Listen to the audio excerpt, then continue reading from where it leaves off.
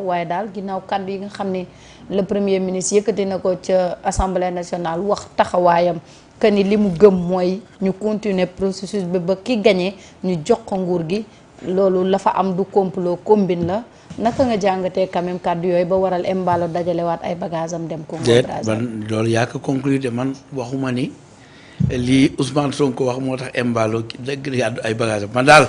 toog naa ba sa yàgg ñu ni Embalo coup d'état am na. coup d'état ba na mu demee xaw na jaaxal ñu bari. parce que tey na xel ci ku ñuy coup d'état ngay woote di wax ni vraiment nangam et cetera sérénité bi ñañu jàpp moom kenn jàpp ko.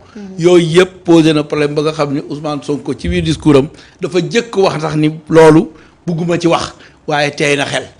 léegi nag waaye tey na xel boobu rek. moo tax ku nekk di commenté waaw mooy tey na xel rek. waaw léegi bu nee tey na xel la. loolu moom opinion personnelle la. mais bu joxee opinion en tant que premier ministre maintenant les gens commentent ñu ni loolu tax Embalo jóge fi non man je ne pense pas que Embalo looloo tax mu jóge fi. pour man dafa doon def escale au Sénégal am destination war a dem ci destination boobu.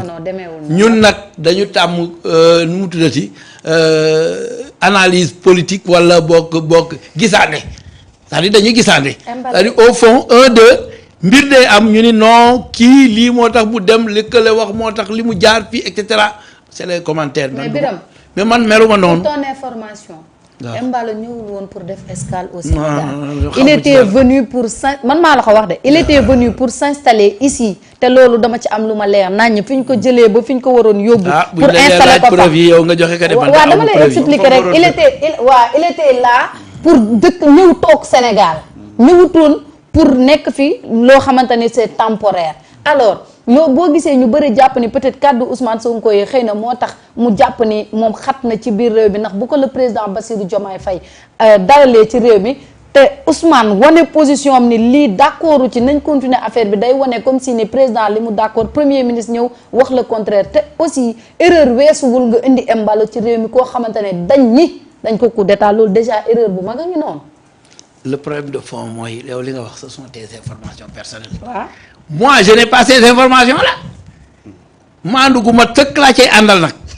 kenn mënul fexe ba sa information yooyu nga am mais yow d'accord nga indi ko fii laa wax d'accord nga ci wala d'accord ci. le problème de fond kooku c'est le président de la République qui apprécie. avec son gouvernement est-ce que loolu war na ko def moom. non mënuma la wax war na ko def waru ko def je peux pas entrer dans ces détails là li ma mën. mooy xam ni daal bu fekkee ni yow sa analyse boobu nga teg mooy dëgg. kon de Mimi Touré moom it war na démissionner. Bu fekkee ni da nga ni président dafa bëggoon mu ñëw bi mu ñëwee mu gis ni wax dëgg yàlla premier ministre am wax dëgg yàlla d'accord ci mu tax mu dem. loolu bu amee Mimi Touré moom it war na dem parce que président moom bu ko tabbee. PM ñëw am lu mu ko gisee. mais Mimi Touré wax dëgg yàlla war na mën a dem mais Mimi Touré non du dem de parce que Mimi Touré. décret Diomaye moo ko fa bàyyi te décret Diomaye moo ko fay génne loolu. premier non du décret. non du décret nomination autant pour moi. moo ko fa bàyyi déglu rek xam nga kon loolu le premier ministre lenn la mën mooy artu te xam nga ni bu desoon ci Ousmane Sonko rek Mimi du jour boobu le 8 boobu du fanaan pale mais loolu Bassirou Diomaye Faye la neex pour Mimi fanaan pale moo tax Mimi fanaan pale. dama ni bu fekkee nit gis nga ni ñaari frère ñu ngi ànd. yow nga gis ni ñii kat mburóow soo lañu. yow nga bëgg indi divergence dawal ca ba muy teel. daw ca ba ngay ami tànk moo gën. parce que attention. dañ ko protéger nit mën na démissionner. démission dafa am. non dama lay wax rek waxuma ni moom daf koy def. dama ni nit mën na démissionner. waaw loolu mën nañ la teg fenn nga ni man de fii diis na ci man pour des raisons personnelles bu fekkee ni loolu tax Embalo daw. kon kii war na daw. kii kay du daw mais nag d'accorduma ci. awma information yi wax dëgg yàlla gis naa ni daal Bassirou accueil nag Sénégal bon. mais est-ce que loolu da nga ko rafetlu ma rafetlu ko. lu tax nga rafetlu ko si koo xamante ni yow tey ku gis li xew Guinée Biram Xuja nga xam ne kii gañe nañ ko parce que ki ko gañe gis nga résultat yi jot a génn rek nga xam ne kii gañe nañ ko mu war a rendre ce pays joxe ko. def passation de service def. passation joxe nguur gi dem ci jàmm defoo ko nga bàyyi ba nga xam ne gañe nga teg sa complot léegi c'est-à-dire le problème de fond ñu koy accueillir fii xam nga lan mooy léegi Birame defal ndànk le problème de fond xam nga lan moo tax nga rafetlu ko attends ma expliquer waaw xam nga le problème de fond mooy yow information yi ngay wax yëpp man dama ko tàllul man maa ngi woon ci xool nga may wax kay nan la ñuy signer protocole boobu nga xam ne day tax Sénégal ñu indépendant ci affaire alimentaire c'est-à-dire ñu am vraiment autosuffisance ay froid yu ñuy signé man ci yooyu laay nekk. waaw mais c'est-à-dire damay lijjanti loo xam ni maintenant. que quelqu'un quitte quelque part et vienne au Sénégal dama koy rafetlu. mais Birame maintenant quand le premier ministre dit wax dëgg yàlla complot la tax mu daw mais même premier ministre wax ko mu génn dafa ne rek complot la jeex na. waaw mais Birame je m'excuse mais Birame la rigueur intellectuelle voudrait que balaa ngay prononcer wu ci benn question nga xam si dara parce que yow balaa ngay rafetlu nga xam lan ngay rafetlu. képp ku ñëw Sénégal daal la ngay rafetlu. képp ku ñëw Sénégal nga rafetlu ko. même si un terroriste su ma ci xamul dara. waaw kon kay bu quand on me dira que c'est un terroriste maintenant je vais dire non ah mais c'est ça information yi ngeen di am di ma ko jox man aw ma ko je n'essaie même pas d'avoir ces informations là. dafa am loo xam ni dëkk. non dama lay di jox rigueur intellectuel mooy lan. dëkk bu fekkee am na lu fa xew. loo xam ni véritablement sa voisin la. am na taxawaay boo ca war a am na noo ca war a waxee même premier ministre. dafa ni loolu bugg ci wax. loolu la jëkk wax. sauf complot. non daf ne mais mënuloo affirmer ni complot la. waaye yow lii du coup d'état waaye. non dama ni mënuloo ko dama maandu ci dama ci maandu. yow nii nga ñàkkee maandu ba ni coup d'état man noonu laa ci maandoo ba ni xaw ma ca dara ah mais doo ma ci dugal la. xaw ma ci dara de. non du ma ci dugg non dama ci dugg ci ay embalo nangam ak dama ci dugg lenn nga bañ a wax te moom la ñëpp non du ma ci dugg mooy que ni le président Bassirou Diomaye Faye dafa def accueillir fi embalo yow daal un deux rek ngay gis ay erreur du président la man gis Aliou yow la moo tax erreur président Diomaye doo ko gis ma ni un deux rek nga bëgg ma pourtant erreur bi mu def moo tax xale yi dem désabonné comptam tey mu jóge Caaroy 44 ñu koy jëfal dama ni la doon nangu erreur boobu waaw avant nga koy wax yow waaw avant ñoom di ko wax waaw maa ko jëkk wax ci léegi lu tax nga Walfadjri lu tax nga changé ko tey changé comment léegi yow erreur yi mu def nii si accueillir yooyu ngay wax dama ni dama ko dul souligner laa wax li may souligner rek mooy bu ma gisee di def na erreur maa ko jëkk wax courage boobu am naa ko waaw aujourd'hui mënuloo ñëw naan ma woy dañuy désabonné man yooyu yëpp xooluma ko ay désabonné dama nekku ci yooyu nekkuma ci ay désabonné kii désabonné nangam ñun li ñu bëgg mooy réew mi dox yooyu c'est des divergences d'opinion yoo xam ne ça va être levé tôt ou tard man loolu laa gëm donc du ma ca yëy du ma ca yàbbi aw ma ca lu may yàq lu may defar rek laa ci am nangul nañ la ko waaw nangul pataas sama gënal pompiteer de kenn ci waaw nga bëgg ni nag wax dëgg yàlla man dafa bëgg maintenant nag yàlla tere libre à l'opinion ou au public d'apprécier parce que ñoom it c'est des gens yoo xam ne avertis la rafetlu la mais moi je suis le premier à fustiger ça moi et puis man dama xalaatul woon ne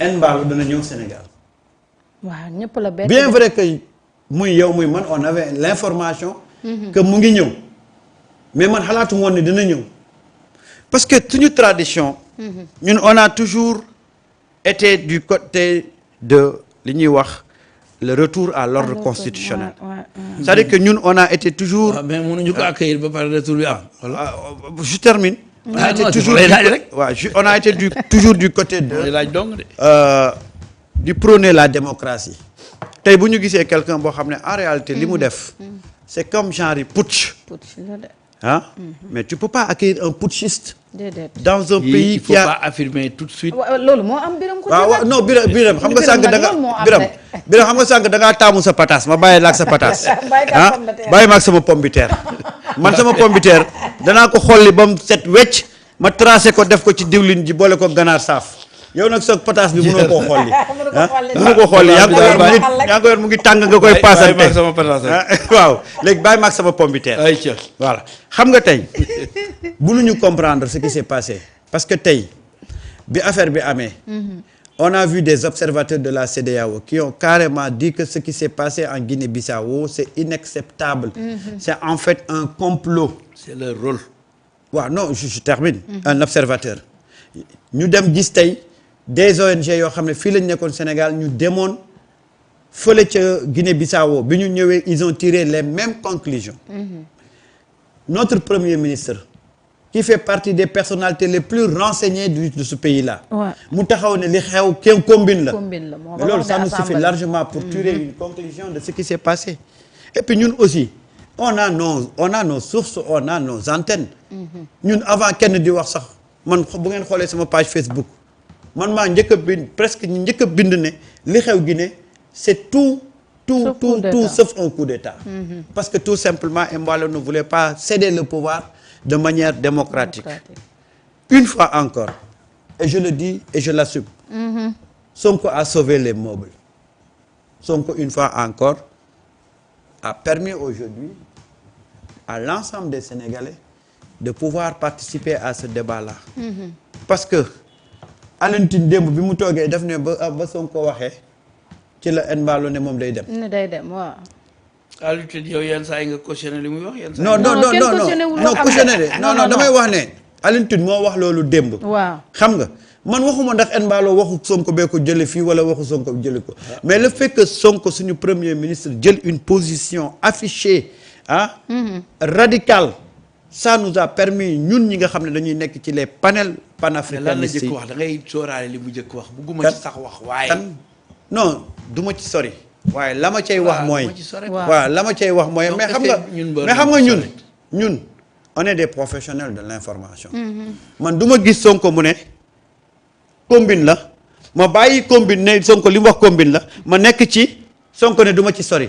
Quelle est la valeur en termes d'information de Sonko mu wax ne du ma ci sori. man am naa droit ni du ma ci sori man it. waaw yow kay yow kay am nga ci droit mais dama lay wax ne Sonko fii dafa wax ne combine la.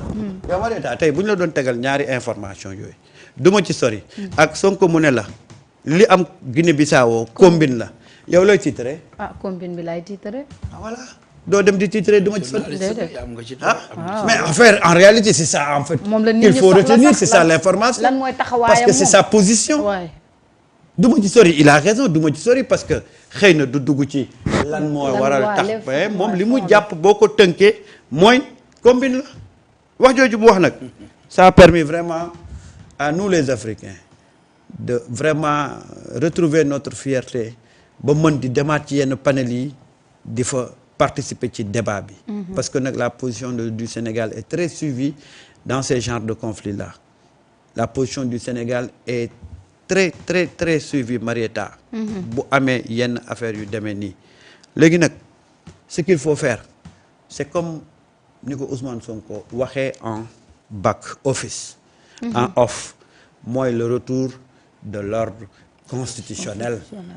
D'autant plus qu'on avait fait les élections dem nañ ci urne yi voté les résultats sont là aujourd'hui CEDEAO mu nga dem def na mission dem fële ca Guinée-Bissau leneen lu mu def lu dul ñu communiquer les résultats ki gagné ñu fal ko leneen lu mu def rek dañoo participer à ce entre guillemets simulacre de coup d'état la mais tey li am ba am te moom la ñëpp di xaar tous les Africains yi nga xam ne dañu bëgg li ñuy wax le retour de l'ordre constitutionnel. mooy ñu dem.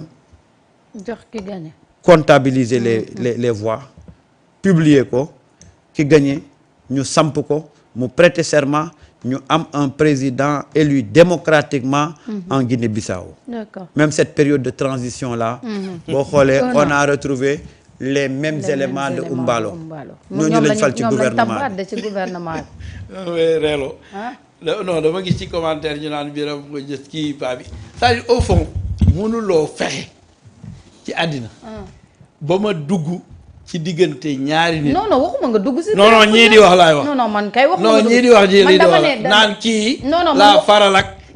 man je suis pas un homme comme ça. man waxuma kii nga faral. non dafa am ñu koy wax quoi. non man ci commentaire yi ma wax leen ni rek mënuñu fexe ba ma dugg ci ay kii la faral. man ñëw ma woon ci ñoom ñëpp ce sont mes frères et je veux que ñëpp nekkat benn. ñun man waxuma woon ci yow kii nga far parce que mosuma la wax ni yow fii nga far wala. fii nga far non man lenn laa wax.